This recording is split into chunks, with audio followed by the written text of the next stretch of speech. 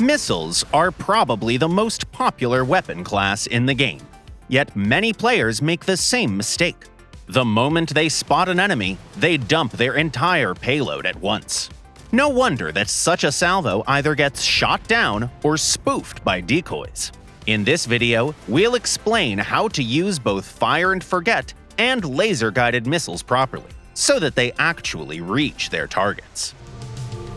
Let's start with the simpler option: missiles with automatic guidance. They currently make up the majority of missiles in the game, and dealing damage with them is relatively easy. The downside is their predictable flight path, which often lets AA swat them out of the sky, especially at medium range. On the other hand, these missiles are highly versatile. On average, they're tougher than laser-guided missiles and accelerate quickly. They work best at two ranges. Up close, their rapid acceleration comes into play. At long range, they have enough time to build up speed, turning interception into a serious headache for the enemy. They can also be extremely useful when terrain and cover decide the outcome of a duel. Let's say you find yourself fighting an Alsace at close range. What do? The battleship is pushing, and there's nowhere left to retreat. You still have a chance to bring that giant down. Use cover to the fullest. Hug the obstacle while keeping just enough line of sight for your missiles to acquire the target. Raise the camera, and while the enemy struggles to get around the cover and can't bring its artillery to bear, you can tear it apart with Fatah or Mako missiles without taking return fire. Just remember to disable aim assist beforehand under Settings, Controls, Aim Assist. That will make it much easier to land the entire salvo. This tactic may feel slightly awkward at first, but the results are worth it, especially on PC, since using a mouse makes it easier to perform these movements.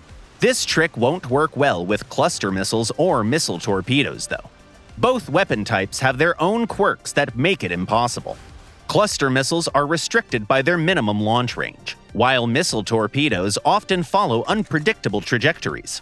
They can easily crash into an island or fly past the target before releasing their payload. That covers fire and forget missiles. Now let's move on to the laser-guided toys. Things get much more complicated here. These missiles require continuous control, but in return, they give you enormous freedom to maneuver. That's why the esports players love them so much. What can you do with them? Shoot down aircraft, perform spectacular wraparound shots, or simply guide them along clever flight paths to improve their chances of breaking through enemy defenses. Let's take a closer look at those signature wraparound shots. They're both the most effective and the most impressive way to deal damage with laser-guided missiles. Your main tool here is the minimap. That's what you'll use to guide missiles around obstacles. Let's go through it slowly, step by step. Step 1. Choose an obstacle and a target. Ideally, the enemy should be large, relatively close, and positioned parallel to your ship. Step 2. Launch the missile. Guide it manually, adjusting its altitude and direction. Step 3. Once the missile is almost level with the target on the minimap, snap the camera toward the enemy. The missile will begin its turn and slam straight into the target. Step 4. Enjoy the angry messages in the chat. After all, there's no better compliment to your skill. In addition to everything we said before, you need to keep in mind which ship you're using. The type of your missile launcher plays a major role here. Launchers can be horizontal, like those on the Basisti, or vertical, like those on the Constitution. This isn't a minor detail. The missiles leave the ship in completely different ways, and that changes things.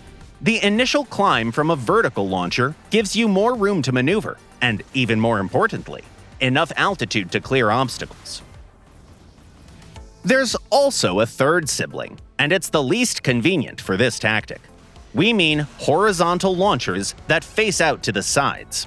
You'll mostly find these on frigates such as the Frem or the Aquitaine. Oddly enough, even this unusual layout has an advantage. Since the missiles launch from opposite sides of the ship, they cover a much wider area. That significantly improves the odds of at least one missile reaching the target. Another major factor is how each missile behaves in flight. As you know, missiles in the game can follow low, medium, or high trajectories. Each one also needs a certain amount of space to turn towards its target. This becomes especially important when your ship is facing away from the enemy or sitting broadside to it. For example, the Mosquite missiles begin turning almost immediately, while the ASN-4G can fly across half the map before finally settling onto the correct course.